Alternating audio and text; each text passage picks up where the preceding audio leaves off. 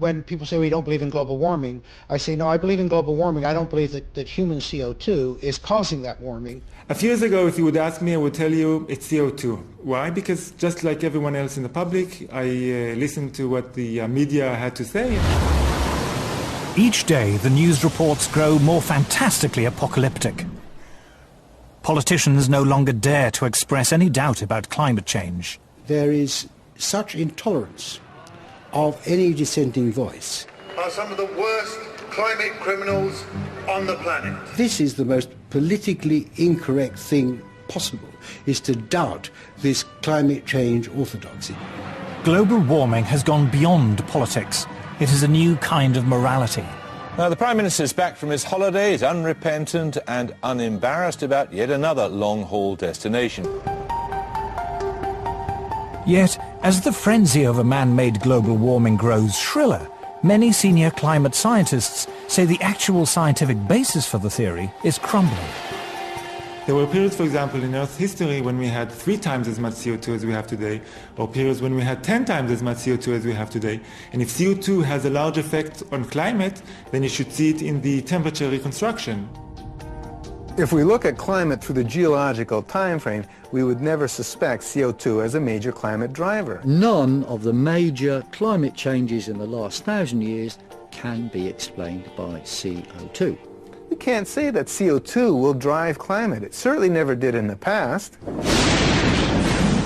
I've often heard it said that there is a consensus of thousands of scientists on the global warming issue and that humans are causing a catastrophic change to the climate system. Well, I am one scientist, and there are many that simply think that is not true. Man-made global warming is no ordinary scientific theory. This morning, the Intergovernmental Panel on Climate Change made up of... It is presented in the media as having the stamp of authority of an impressive international organization. From the IPCC, the United Nations Intergovernmental Panel on Climate Change, or IPCC. The IPCC, like any UN body, is political. The final conclusions are politically driven. This claim that the IPCC is the world's top 1,500 or 2,500 scientists. You look at the bibliographies of the people and it's simply not true. There are quite a number of non-scientists. And to build the number up to 2,500, they have to start taking reviewers and government people and so on, anyone who ever came close to them. And none of them are asked to agree. Many of them disagree. Those people who are specialists but don't agree with the polemic and resign, and there have been a number that I know of, they are simply put on the author list and become part of this 2,500 of the world's top scientists. People have decided you have to convince other people that since no scientist disagrees, you shouldn't disagree either. But that, whenever you hear that in science, that's pure propaganda. This is the story of how a theory about climate turned into a political ideology. See, I don't even like to call it the environmental movement anymore because really it is a political activist movement, and they have become hugely influential at a global level. It is the story of the distortion of a whole area of science. Climate scientists need there to be a problem in order to get funding. We have a vested interest in creating panic, because then money will flow to climate science. There's one thing you shouldn't say, and that is, this might not be a problem. It is the story of how a political campaign turned into a bureaucratic bandwagon. Fact of the matter is that tens of thousands of jobs depend upon global warming right now. It's a big business. It's become a great industry in itself. And if the whole global warming farrago collapsed, there'd be an awful lot of people out of jobs and looking for work. This is a story of censorship and intimidation. I have seen and heard their spitting fury at anybody who might disagree with them, which is not the scientific way. It is a story about Westerners invoking the threat of climatic disaster to hinder vital industrial progress in the developing world. One clear thing that emerges from the whole environmental debate is the point that there's somebody keen to kill the African dream, and the African dream is to develop. The environmental movement has evolved into the strongest force there is for preventing development in the developing countries. The global warming story is a cautionary tale of how a media scare became the defining idea of a generation. The whole global warming business has become like a religion. And people who disagree are called heretics. I'm a heretic.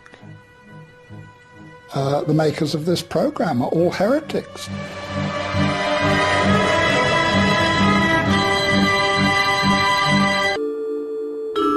In 2005, a House of Lords inquiry was set up to examine the scientific evidence of man-made global warming. A leading figure in that inquiry was Lord Lawson of Blaby, who, as Chancellor of the Exchequer in the 1980s, was the first politician to commit government money to global warming research.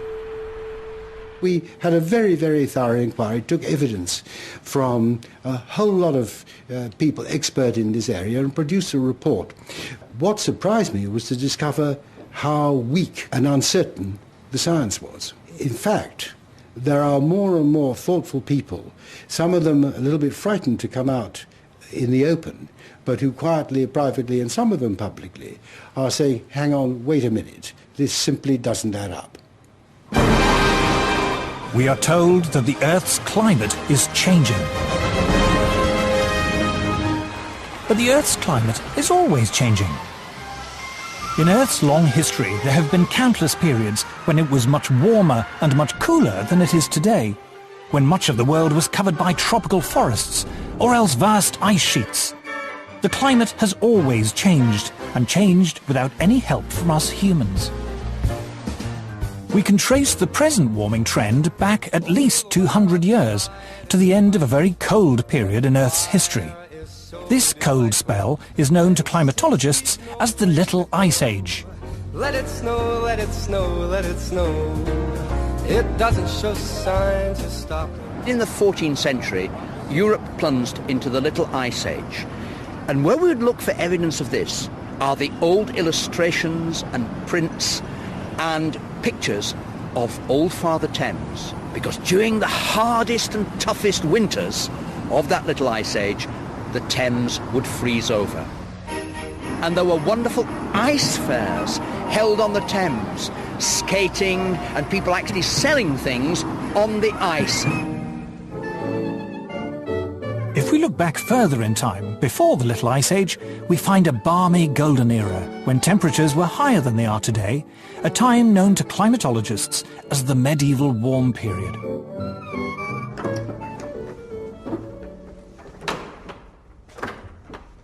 It's important that people know that climate enabled a quite different lifestyle in the medieval period. We have this view today that warming is going to have apocalyptic outcomes. In fact, wherever you describe this warm period, it appears to be associated with riches. We're having a heat wave. In Europe, this was the great age of the cathedral builders, a time when, according to Chaucer, vineyards flourished even in the north of England. All over the city of London, there are little memories of the vineyards that grew in the medieval warm period. So this was a wonderfully rich time. And this little church, in a sense, symbolizes it, because it comes from a period of great wealth. Going back in time further still, before the medieval warm period, we find more warm spells, including a very prolonged period during the Bronze Age, known to geologists as the Holocene Maximum, when temperatures were significantly higher than they are now for more than 3 millennia. If we go back 8,000 years in the Holocene period, our current interglacial, it was much warmer than it is today. Now the polar bears obviously survived that period. They're with us today. They are very adaptable, and these warm periods in the past, what we call hypsithermals, pose no problem for them. Climate variation in the past is clearly natural. So why do we think it's any different today?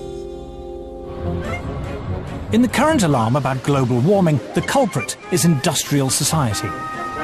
Thanks to modern industry, luxuries once enjoyed exclusively by the rich are now available in abundance to ordinary people. Novel technologies have made life easier and richer.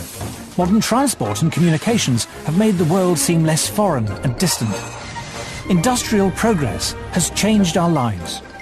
But has it also changed the climate? According to the theory of man-made global warming, industrial growth should cause the temperature to rise. But does it?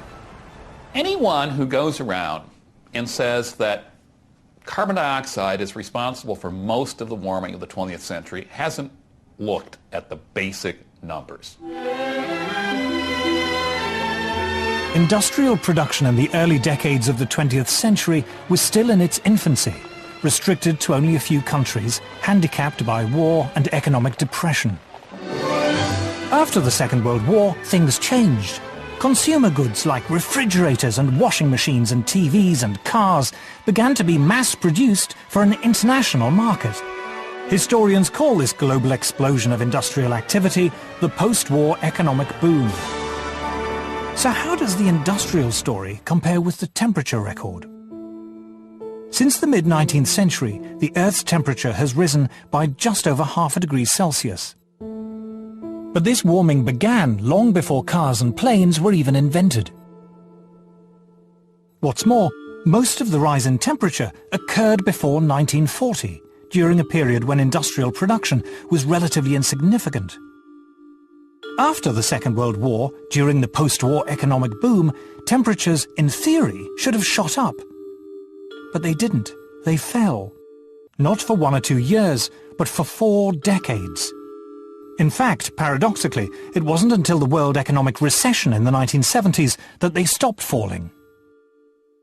CO2 began to increase exponentially in about 1940, but the temperature actually began to decrease 1940, continued till about 1975. So this is the opposite relation. When the CO2 is increasing rapidly, but yet the temperature is decreasing, then we cannot say that CO2 and the temperature go together. Temperature went up significantly up to 1940 when human production of CO2 was relatively low. And then in the post-war years, when industry and the whole economies of the world really got going and human production of CO2 just soared, the global temperature was going down. In other words, the facts didn't fit the theory.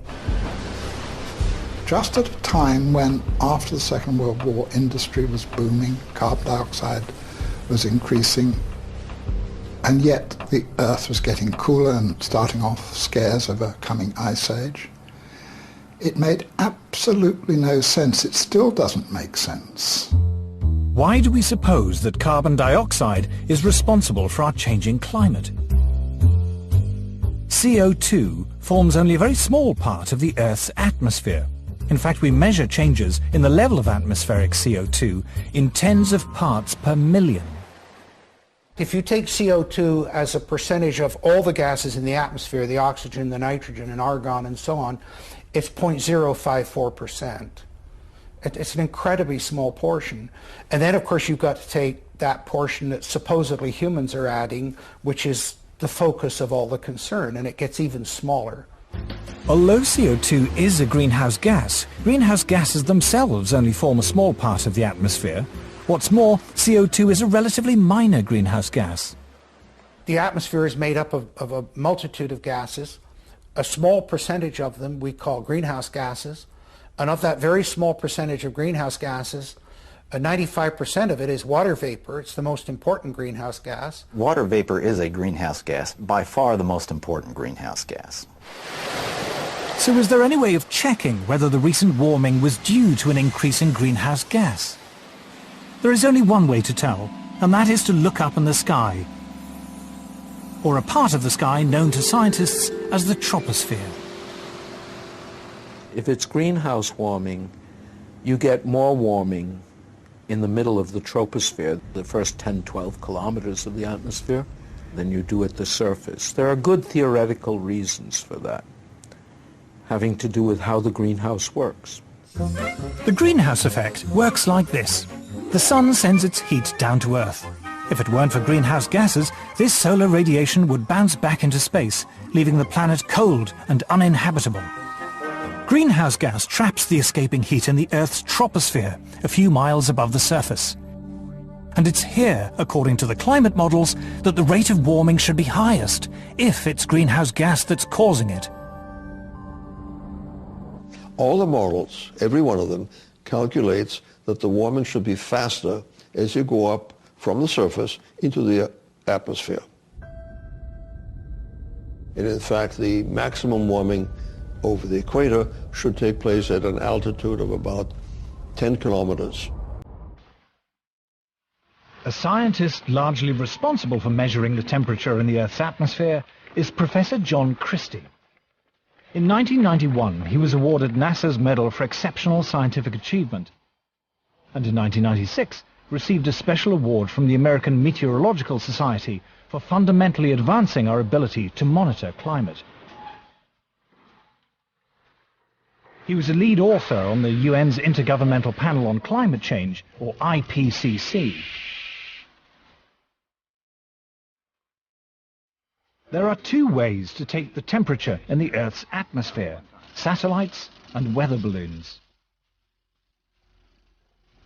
What we found consistently is that in a great part of the planet, that the bulk of the atmosphere is not warming as much as we see at the surface in this region.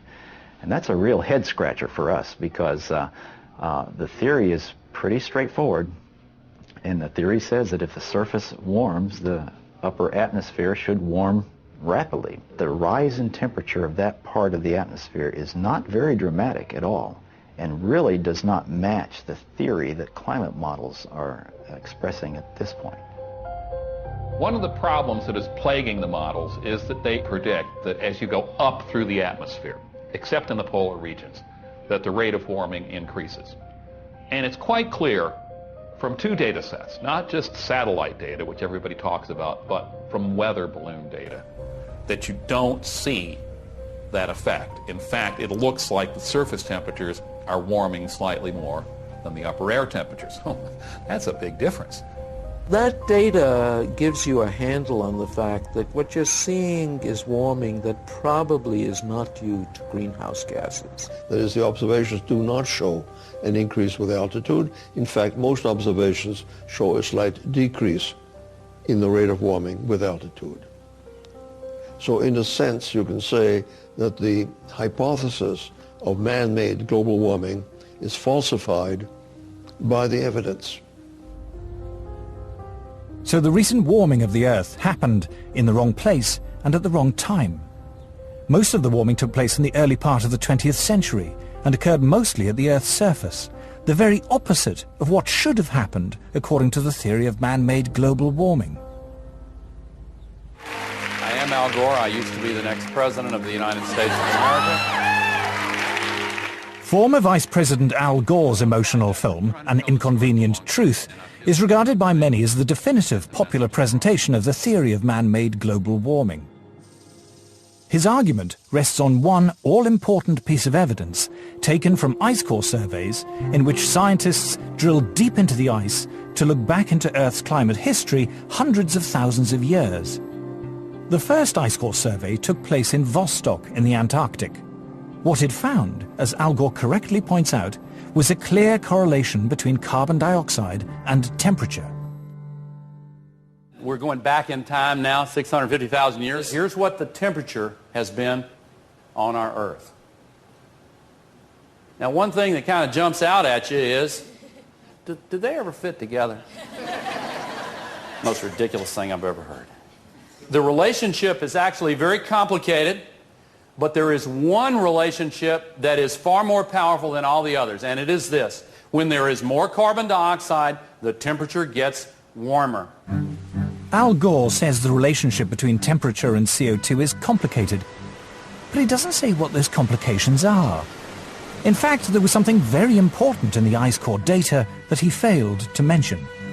Professor Ian Clark is a leading Arctic paleoclimatologist who looks back into the Earth's temperature record tens of millions of years.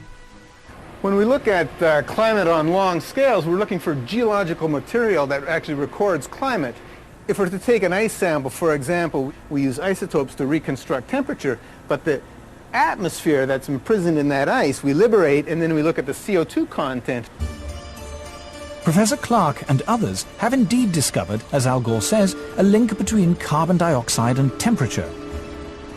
But what Al Gore doesn't say is that the link is the wrong way round.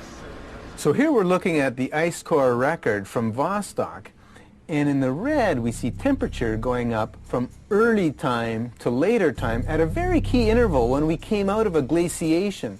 And we see the temperature going up, and then we see the CO2 coming up. CO2 lags behind that increase. It's got an 800-year lag, so temperature is leading CO2 by 800 years. There have now been several major ice core surveys. Every one of them shows the same thing. The temperature rises or falls, and then, after a few hundred years, carbon dioxide follows. So obviously, carbon dioxide is not the cause of that warming.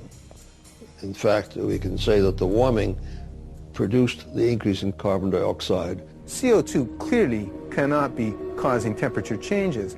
It's a product of temperature. It's following temperature changes. The ice core record goes to the very heart of the problem we have here. They said, if the CO2 increases in the atmosphere as a greenhouse gas, then the temperature will go up.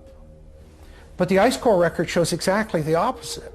So the fundamental assumption, the most fundamental assumption of the whole theory of climate change due to humans is shown to be wrong. But how can it be that higher temperatures lead to more CO2 in the atmosphere? To understand this, we must first restate the obvious point that carbon dioxide is a natural gas produced by all living things. Few things annoy me more than to hear people talking about carbon dioxide as being a pollutant. You're made of carbon dioxide. I'm made of carbon dioxide. Carbon dioxide is how living things grow. What's more, humans are not the main source of carbon dioxide. Humans produce a small fraction in the single digits percentage-wise of the CO2 that is produced in the atmosphere. Volcanoes produce more CO2 each year than all the factories and cars and planes and other sources of man-made carbon dioxide put together. More still comes from animals and bacteria, which produce about 150 gigatons of CO2 each year, compared to a mere 6.5 gigatons from humans. An even larger source of CO2 is dying vegetation, from falling leaves, for example, in the autumn. But the biggest source of CO2 by far is the oceans.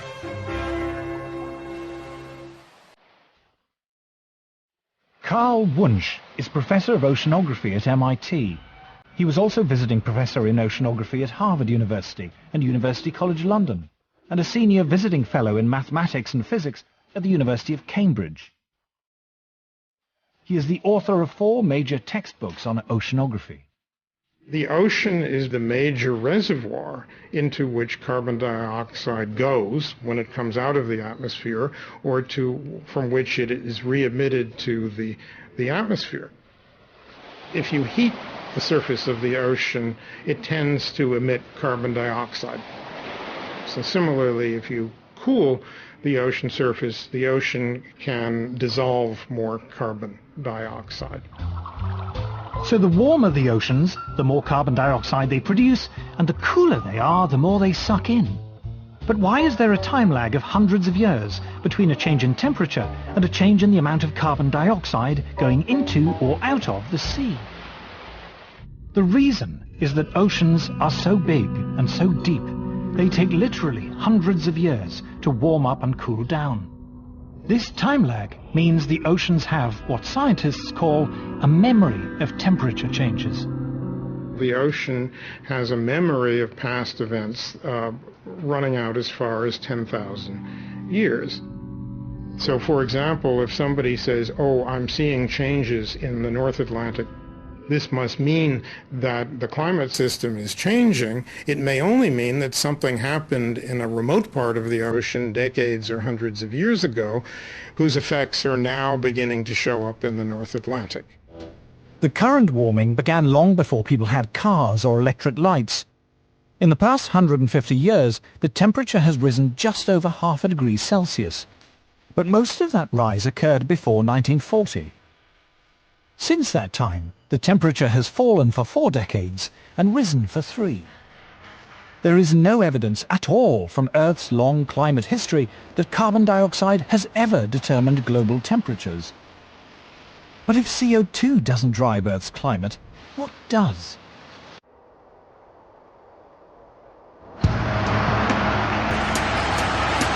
The common belief that carbon dioxide is driving climate change is at odds with much of the available scientific data. Data from weather balloons and satellites, from ice core surveys, and from the historical temperature records. But if CO2 isn't driving climate, what is? Isn't it bizarre to think that it's humans, when we're filling up our car, turning on our lights, that we're the ones controlling climate? Just look in the sky. Look at that massive thing, the sun. Even humans at our present 6.5 billion are minute relative to that. In the late 1980s, solar physicist Piers Corbyn decided to try a radically new way of forecasting the weather. Despite the huge resources of the official Met Office, Corbyn's new technique consistently produced more accurate results. He was hailed in the national press as a super weatherman. The secret of his success was the sun. The origin of our solar weather technique of long-range forecasting came originally from study of sunspots and a desire to predict those. And then I realised it was actually much more interesting to use the sun to predict the weather.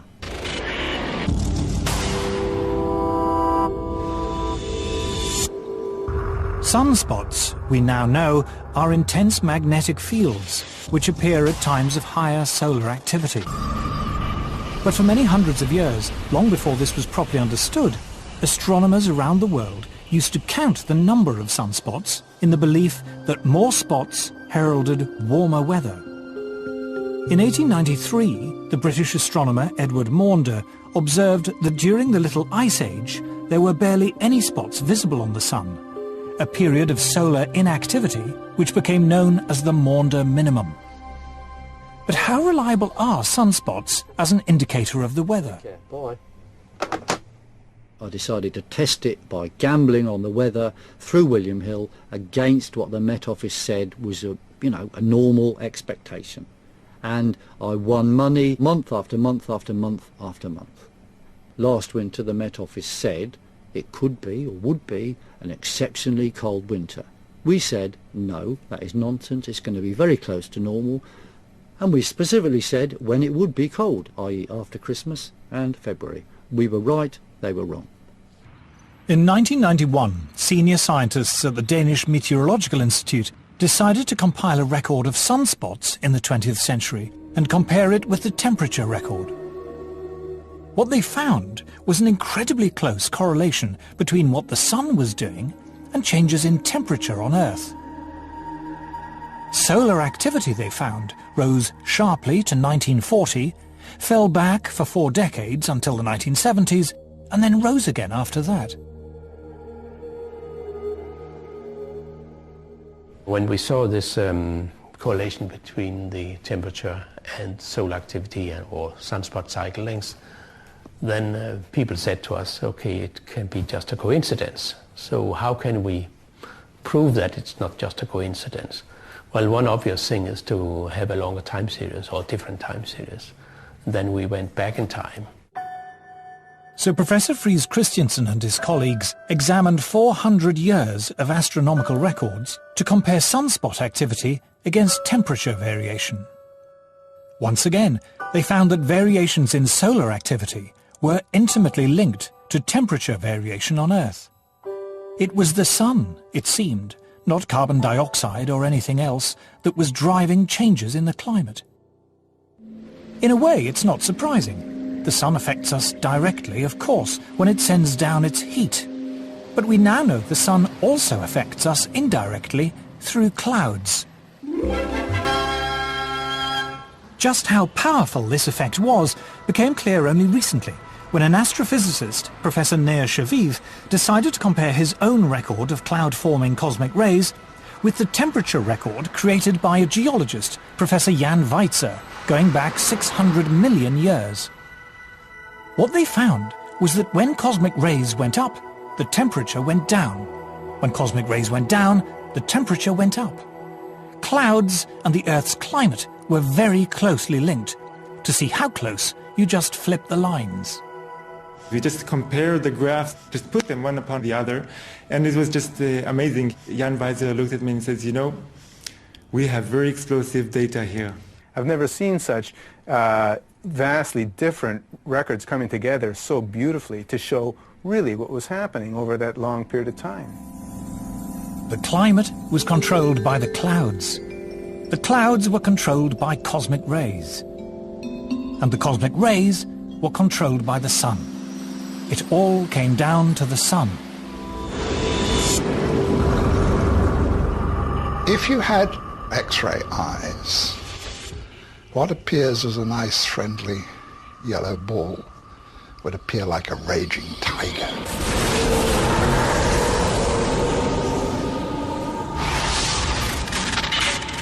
The sun is an incredibly violent beast, and it's throwing out great explosions and puffs of gas, and endless solar wind that's forever rushing past the Earth. We're, in a certain sense, inside the atmosphere of the sun. The intensity of its magnetic field more than doubled during the 20th century. In 2005, astrophysicists from Harvard University published the following graph in the official journal of the American Geophysical Union. The blue line represents temperature change in the Arctic over the past 100 years. And here is the rise in carbon dioxide over the same period. The two are not obviously connected, but now look again at the temperature record, and at this red line, which depicts variations in solar activity over the past century as recorded independently by scientists from NASA and America's National Oceanic and Atmospheric Administration. Solar activity over the last 100 years, over the last several hundred years, correlates very nicely on a decadal basis with sea ice and Arctic temperatures. To the Harvard astrophysicists and many other scientists, the conclusion is inescapable. The sun is driving climate change. CO2 is irrelevant. But why, if this is so, are we bombarded day after day with news items about man-made global warming? Why do so many people in the media and elsewhere regard it as an undisputed fact? To understand the power of global warming theory, we must tell the story of how it came about.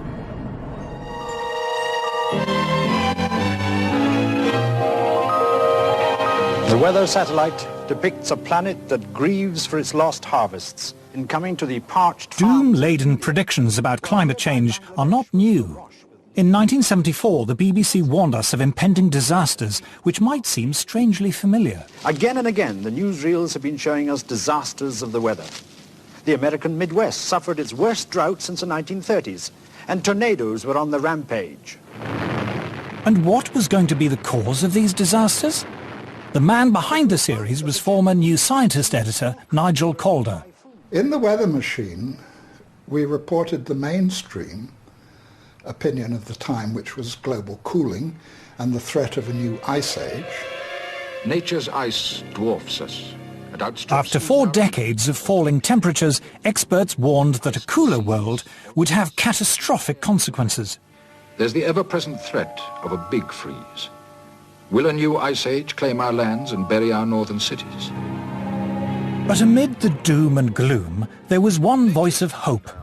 A Swedish scientist called Bert Bolin tentatively suggested that man-made carbon dioxide might help to warm the world, although he wasn't sure.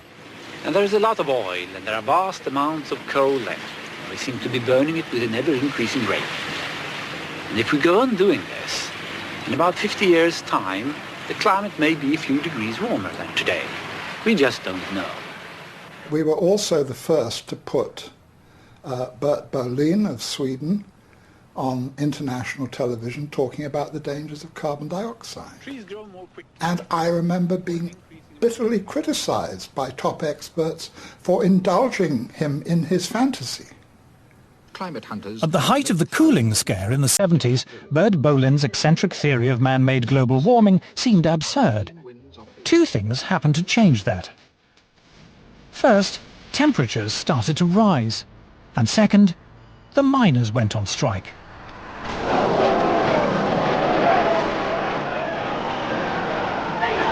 To Margaret Thatcher, energy was a political problem. In the early 70s, the oil crisis had plunged the world into recession, and the miners had brought down Ted Heath's Conservative government. Mrs. Thatcher was determined the same would not happen to her. She set out to break their power. What we have seen in this country is the emergence of an organized revolutionary minority who are prepared to exploit industrial disputes, but whose real aim is the breakdown of law and order and the destruction of democratic parliamentary government. The politicization of this subject started with Margaret Thatcher. She was very concerned always, I remember when I was Secretary of State for Energy, to promote nuclear power.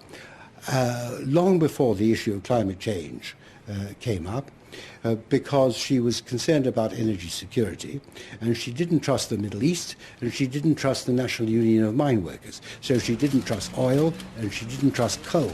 So therefore she felt we really had to push ahead with nuclear power. And then when the climate change, global warming thing came up, she felt, well, this is great. This is another argument, because it doesn't have any carbon dioxide emissions. This is another argument why you should go for nuclear. And that is what she was really largely saying. It's been misrepresented since then. And so she said to the scientists, she went to the Royal Society and she said, there's money on the table for you to prove this stuff. So, of course, they went away and did that. Inevitably, the moment politicians put their weight behind something and attach their name to it in some ways, of course, money will flow. That's the way it goes.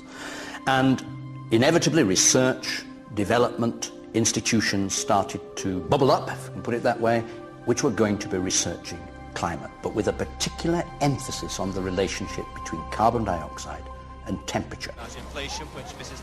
At the request of Mrs. Thatcher, the UK Met Office set up a climate modelling unit which provided the basis for a new international committee called the Intergovernmental Panel on Climate Change, or IPCC.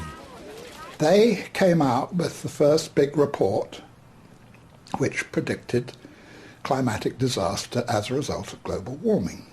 I remember going to the scientific press conference and being amazed by two things. First, the simplicity and eloquence of the message and the vigour with which it was delivered.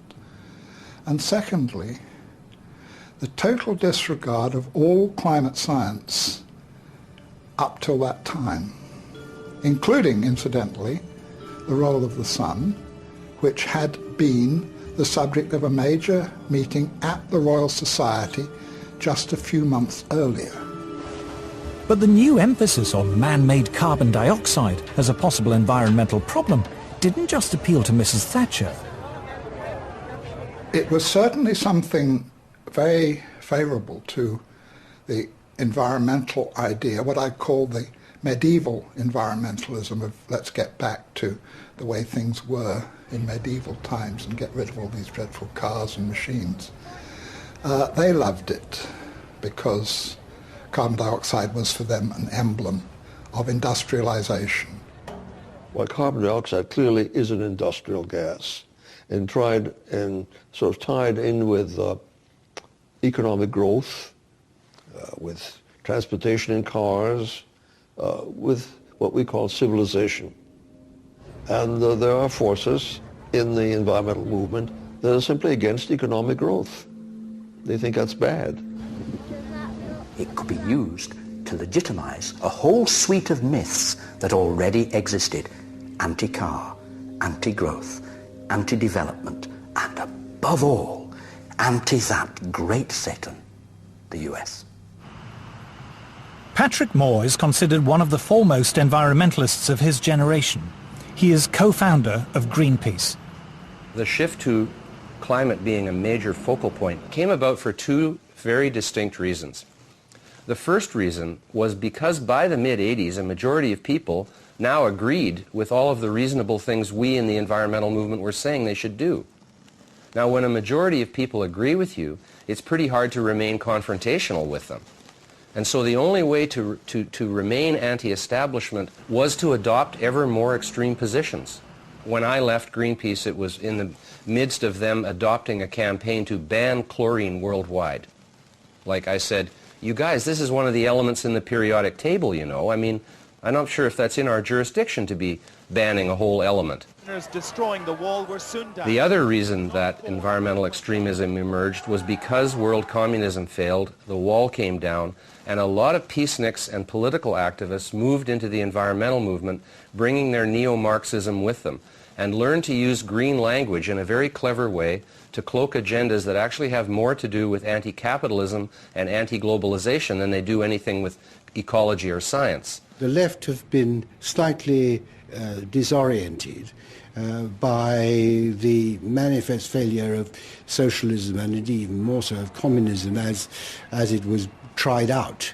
And therefore they still remain as anti-capitalist as they were, but they have to find a new guise for their anti-capitalism. And it was a kind of amazing alliance from Margaret Thatcher on the right through to very left-wing anti-capitalist environmentalists that created this kind of momentum behind a loony idea. By the early 1990s, man-made global warming was no longer a slightly eccentric theory about climate. It was a full-blown political campaign. It was attracting media attention, and as a result, more government funding. Prior to Bush the Elder, I think the level of funding for climate and climate-related sciences was somewhere around the order of $170 million a year, which was reasonable for the size of the field. It jumped to $2 billion a year, more than a factor of 10. And yeah, that changed a lot. I mean, that's a lot of jobs.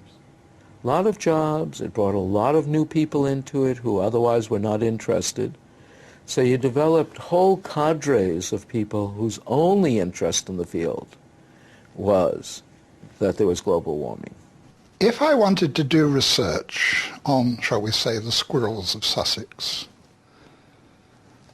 what I would do, and this is any time from 1990 onwards, I would write my grant application saying, I want to investigate the nut-gathering behavior of squirrels with special reference to the effects of global warming.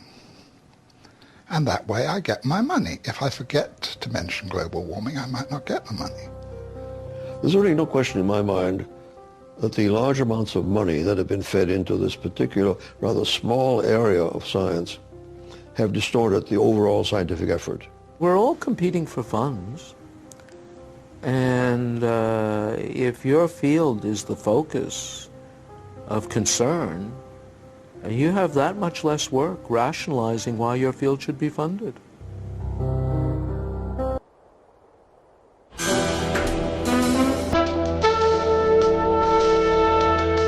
By the 1990s, tens of billions of dollars of government funding in the US, UK and elsewhere were being diverted into research relating to global warming. A large portion of those funds went into building computer models to forecast what the climate will be in the future. But how accurate are those models? Dr. Roy Spencer was Senior Scientist for Climate Studies at NASA's Marshall Space Flight Center. He has been awarded medals for exceptional scientific achievement from both NASA and the American Meteorological Society. Climate models are only as good as the assumptions that go into them, and they have hundreds of assumptions. All it takes is one assumption to be wrong for the forecast to be way off. Climate forecasts are not new, but in the past, scientists were more modest about their ability to predict the weather. Any attempt at forecasting changes of climate meets skepticism from the men who model the weather by computer. In making decisions which affect people, a bad prediction as to what the climate of the future will be can be far worse than none at all. I'm afraid that our understanding of the complex weather machine is not yet good enough to make a reliable statement of the future. All models assume that man-made CO2 is the main cause of climate change, rather than the sun or the clouds. The analogy I use is like my car is not running very well. So I'm going to ignore the engine, which is the sun, and I'm going to ignore the transmission, which is the water vapor, and I'm going to look at one nut on the right rear wheel, which is the human-produced CO2. It's that, the science is that bad. If you haven't understood the climate system, if you haven't understood all the components, the cosmic rays, the solar, the CO2, the water vapor, the clouds, and put it all together, if you haven't got all that, then your model isn't worth anything.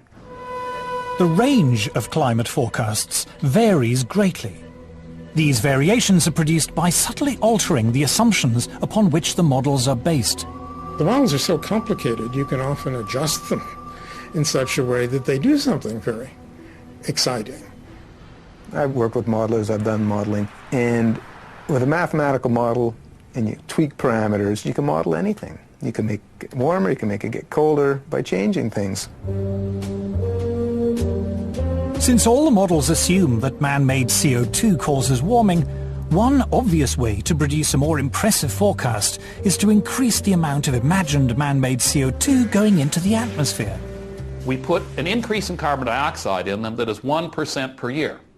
It's been 0.49% per year for the last 10 years, 0.42 for the 10 years before that, and 0.43 for the 10 years before that. So the models have twice as much greenhouse warming radiation going in them as is known to be happening. It shouldn't shock you that they predict more warming than is occurring. Models predict what the temperature might be in 50 or 100 years' time. It is one of their peculiar features that long-range climate forecasts are only proved wrong long after people have forgotten about them. As a result, there is a danger, according to Professor Carl Wunsch, that modelers will be less concerned in producing a forecast that is accurate than one that is interesting. Even within the scientific community, you see, it's a problem. If I run a complicated model and I do something to it, like melt a lot of ice into the ocean, and nothing happens, it's not likely to get printed. But if I run the same model and I adjust it in such a way that something dramatic happens to the ocean circulation, like the heat transport turns off, it will be published. People will say this is very exciting. It will even get picked up by the media. So there is a bias, there's a very powerful bias within the media and within the science community itself toward results which are dramatizable. The Earth freezes over. That's a much more interesting story than saying, well, you know, it fluctuates around. Sometimes the mass flux goes up by 10%, sometimes it goes down by 20%, but eventually it comes back. Well, you know, which would you do a story on? I mean, that's what it's about. To the untrained eye, computer models look impressive, and they give often wild speculation about the climate the appearance of rigorous science. They also provide an endless source of spectacular stories for the media. The thing that has amazed me as a lifelong journalist is how the most elementary principles of journalism seem to have been abandoned on this subject. In fact, the theory of man-made global warming has spawned an entirely new branch of journalism. You've got a whole new generation of reporters, environmental journalists. Now, if you're an environmental journalist, and if the global warming story goes in the trash can, so does your job. It really is that crude. And the reporting has to get more and more hysterical because there are still, fortunately, a few hardened news editors around who will say, you know, this is what you were saying 5 years ago. but now it's much, much worse. You know, there's going to be 10 feet of sea level rise by next Tuesday or something. They have to keep on getting shriller and shriller and shriller. It is now common in the media to lay the blame for every storm or hurricane on global warming. But is there any scientific basis for this? This is purely propaganda. Every textbook in meteorology is telling you the main source of weather disturbances is the temperature difference between the tropics and the pole. And we're told, in a warmer world, this difference will get less. Now that would tell you you'll have less storminess, you'll have less variability. But for some reason that isn't considered catastrophic. So you're told the opposite. News reports frequently argue that even a mild increase in global temperature could lead to a catastrophic melting of the polar ice caps. But what does Earth's climate history tell us? We happen to have temperature records of Greenland that go back thousands of years. Greenland has been much warmer. Just 1,000 years ago, Greenland was warmer than it is today, yet it didn't have a dramatic melting event. Even if we talk about something like permafrost, a great deal of the permafrost, that icy layer under the forests of Russia, for example, 7,000 or 8,000 years ago melted far more than we're having any evidence about it melting now. So in other words, this is a historical pattern again, but the world didn't come to a crunching halt because of it. Professor Siunichi Akasofu is head of the International Arctic Research Center in Alaska. The IARC is the world's leading Arctic research institute. Professor Akasofu insists that over time, the ice caps are always naturally expanding and contracting. There are reports from time to time a big chunk of ice break away from the Antarctic continent. Those must have been happening all the time. But because now we have a satellite that can detect those, that's why they become the news. This data from NASA's meteorological satellites shows the huge natural expansion and contraction of the polar sea ice taking place in the 1990s. Practically all the TV programs that relate to global warming show big chunk of ice falling from the edge of the glaciers, but people forget that ice is always moving. News reports frequently show images of ice breaking from the edge of the Arctic. What they don't say is that this is as ordinary an event in the Arctic as falling leaves on an English autumn day. They ask me, did you see ice falling from the edge of the glaciers? Yes. That's the spring breakup. That's happened every year. Press come to us all the time, you know, I want to see something that the greenhouse disaster. I say there's none. Alarming television programs raise the fearful prospect of vast tidal waves flooding Britain. But what causes the sea level to change, and how fast does it happen? Sea level changes over the world in general are governed fundamentally by two factors. What we would call local factors, the relationship of the sea to the land, which often, by the way, is to do with the land rising or falling than anything to do with the sea. But if you're talking about what we call eustatic changes of sea, worldwide changes of sea, that's through the thermal expansion of the oceans, nothing to do with melting ice. And that's an enormously slow and long process. People say, oh, I see the ocean doing this last year. That means that something changed in the atmosphere last year. And this is not necessarily true at all. In fact, it's actually quite unlikely because it can take hundreds to thousands of years for the deep ocean to respond to forces and changes that are taking place at the surface. It is also suggested that even a mild rise in temperature will lead to the spread northward of deadly insect-borne tropical diseases like malaria. But is this true? Professor Paul Reiter of the Pasteur Institute in Paris is recognized as one of the world's leading experts on malaria and other insect-borne diseases. He is a member of the World Health Organization Expert Advisory Committee, was chairman of the American Committee of Medical Entomology of the American Society for Tropical Medicine, and lead author on the health section of the US National Assessment of the Potential Consequences of Climate Variability.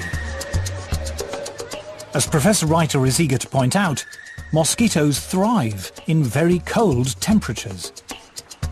Mosquitoes are not specifically tropical. Most people will realize that in temperate regions there are mosquitoes.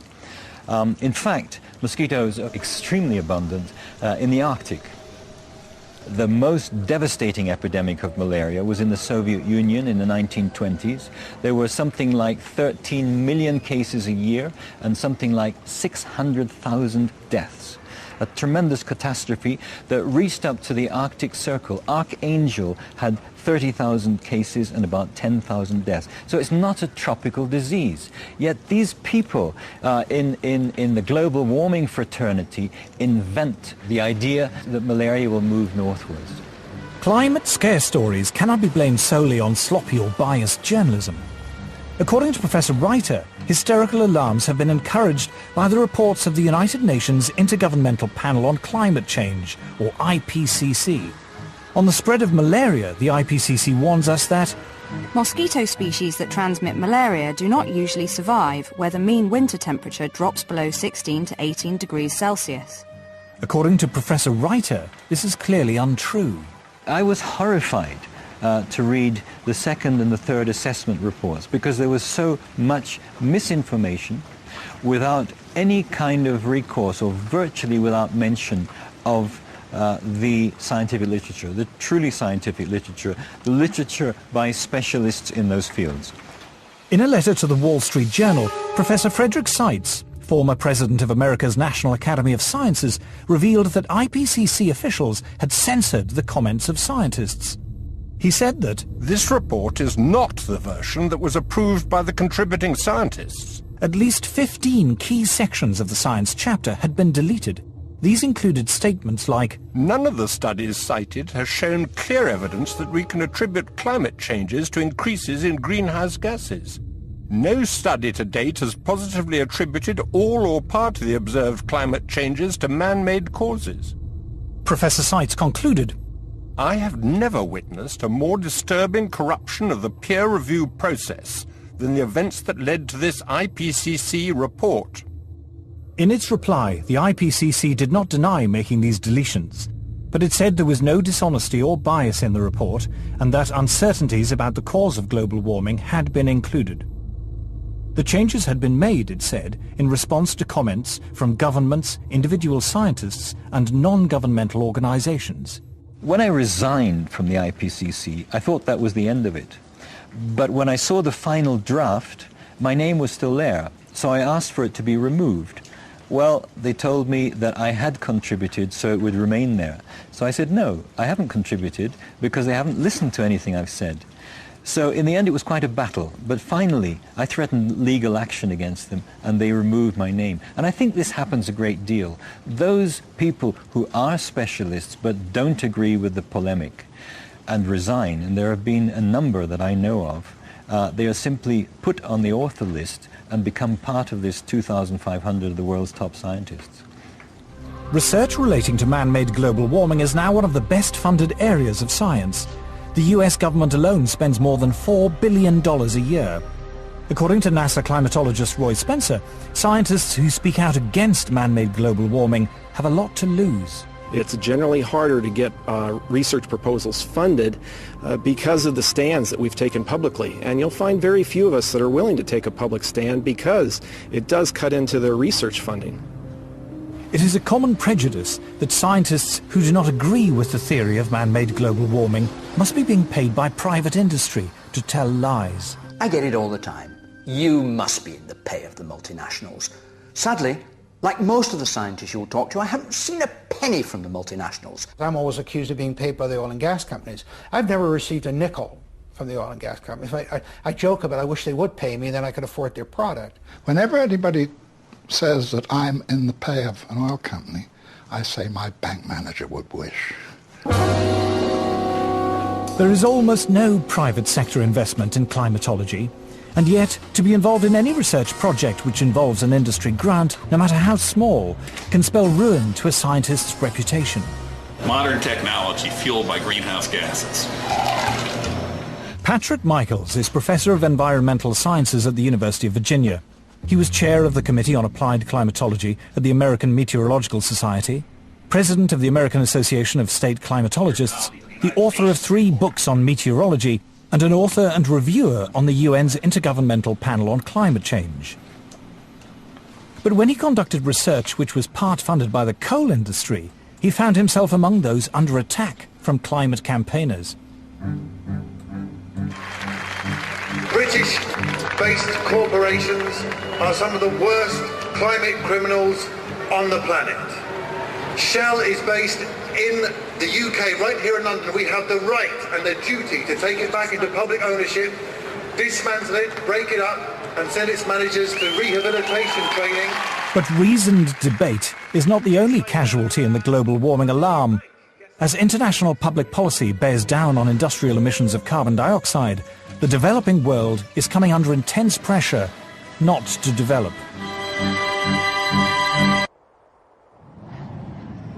I'm no expert on climate change, I'm no scientist, and what I'm going to say next is a great big turn-off. It's just that. Turning off anything you don't need, you're not using. It's easier than you think to make a difference. Delegates from around the world are flying into Nairobi for a conference sponsored by the UN to talk about global warming. Civil servants, professional NGO campaigners, carbon offset fund managers, environmental journalists and others will discuss every aspect of man-made climate change, from how to promote solar panels in Africa to the relationship between global warming and sexism. The conference lasts 10 days. The number of delegates exceeds 6,000. The billions of dollars invested in climate science means there is a huge constituency of people dependent upon those dollars. And they will want to see that carry forward. It happens in any bureaucracy. Where I live, we have a local council global warming officer. There's a huge tail out there of people who have, in one way or another, been recruited to join this particular bandwagon. Anybody who stands up and says, hey, wait a minute, let's look at this coolly and rationally and carefully and see actually how much merit, how much this stands up, they will be ostracized. Scientists, accustomed to the relative civility and obscurity of academic life, suddenly find themselves publicly attacked if they dare to challenge the theory of man-made global warming, vilified by campaign groups and even within their own universities. It's the old English saying, if you stand up in the coconut shy, they're going to throw at you. So I understand that there's going to be some of that, but it gets pretty difficult and pretty nasty and very personal.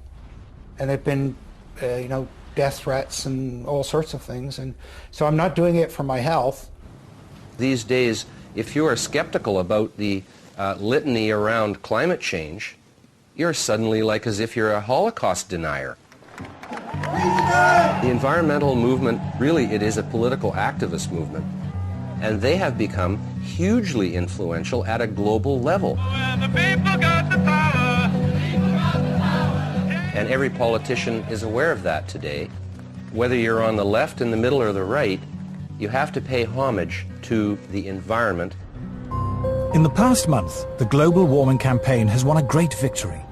The United States government, once a bastion of resistance, has succumbed. George Bush is now an ally.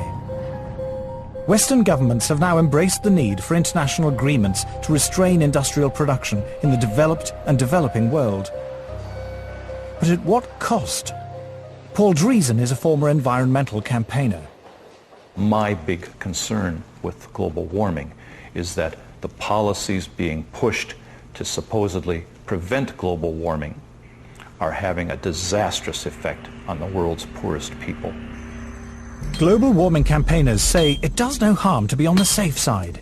Even if the theory of man-made climate change is wrong, we should impose draconian measures to cut carbon emissions just in case. They call this the precautionary principle. The precautionary principle is a very interesting beast. It's basically used to promote a particular agenda and ideology. It's always used in one direction only. It talks about the risks of using a particular technology, fossil fuels for example, but never about the risks of not using it. It never talks about the benefits of having that technology. Anne Muagela is about to cook a meal for her children. She is one of the 2 billion people, a third of the world's population, who have no access to electricity. Instead, they must burn wood or dried animal dung in their homes. The indoor smoke this creates is the deadliest form of pollution in the world.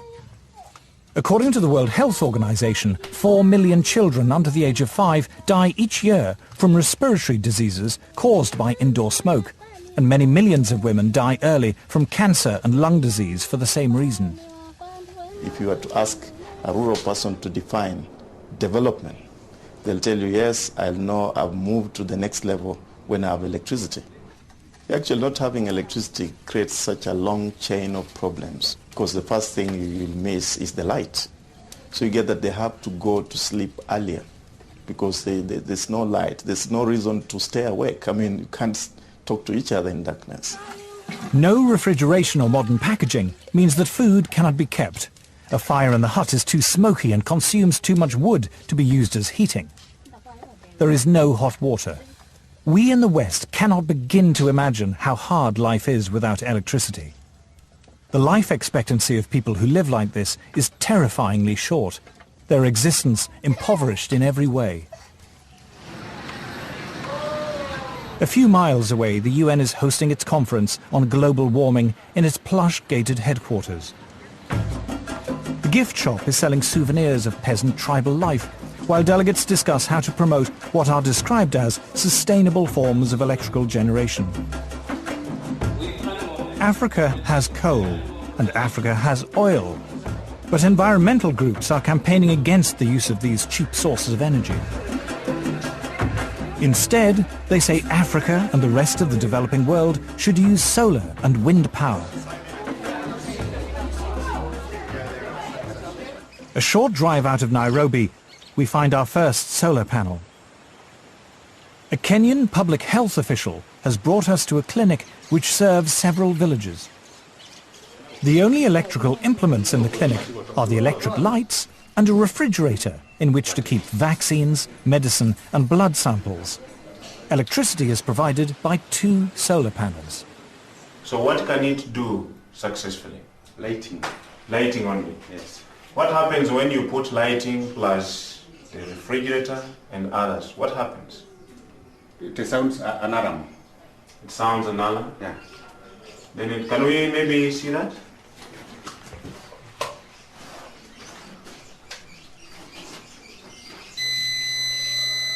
The solar panels allow Dr. Samuel Mwangi to use either the lights or the refrigerator, but not both at the same time.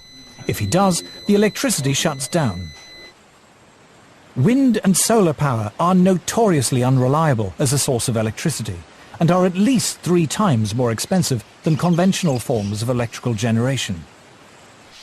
The question would be, how many people in Europe, how many people in the United States are already using that kind of energy? And how cheap is it? You see, if it's expensive for the Europeans, if it's expensive for the Americans, and we are talking about poor Africans, you know, it doesn't make sense. The rich countries can afford to engage in some luxurious experimentation with other forms of energy. But for us, we are still at the stage of survival.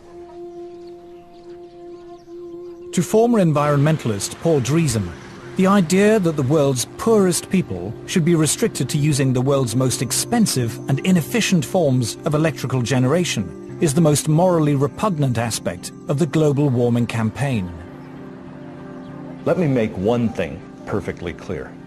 If we're telling the third world that they can only have wind and solar power, what we are really telling them is you cannot have electricity. The challenge we have when we meet Western environmentalists who say we must engage in use of solar panels and wind energy is how we can have Africa industrialized. because I don't see how a solar panel is going to power a steel industry, how a solar panel, is going to power maybe some railway train network. It might work maybe to power a small transistor radio. I think one of the most pernicious aspects of the modern environmental movement is this romanticization of peasant life, and the idea that industrial societies are the destroyers of the world. One clear thing that emerges from the whole environmental debate is the point that there's somebody keen to kill the African dream, and the African dream is to develop. The environmental movement has evolved into the strongest force there is for preventing development in the developing countries. We are being told, don't touch your resource, don't touch your oil, don't touch your coal. That is suicide. I think it's legitimate for me to call them anti-human. Like, okay, you don't have to think humans are better than whales or better than owls or whatever if you don't want to, right? But surely it is not a good idea to think of humans as sort of being scum, that it's okay to have hundreds of millions of them go blind or die or whatever. I just can't relate to that. The theory of man-made global warming is now so firmly entrenched, the voices of opposition so effectively silenced, it seems invincible, untroubled by any contrary evidence, no matter how strong. The global warming alarm is now beyond reason.